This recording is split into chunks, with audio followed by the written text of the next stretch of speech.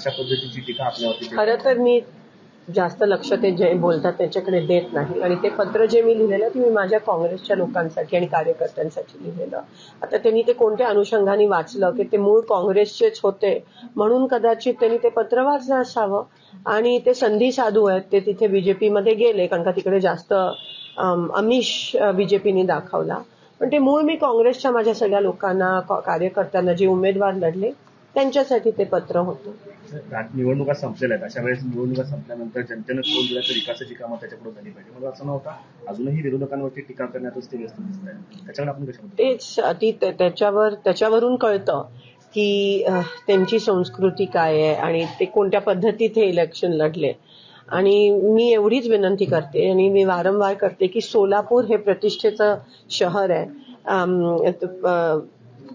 सोलापूरची एक सांस्कृतिक शहर आहे. त्याची पातळी हे बाहेरच्या लोकांनी येऊन कमी करण्याचा त्यांना काही अधिकार नाही आहे आणि त्यांच्याबद्दल मागे जे जे काही झालेलं ते उघड आहे म्हणून त्याबद्दल मी काही जास्त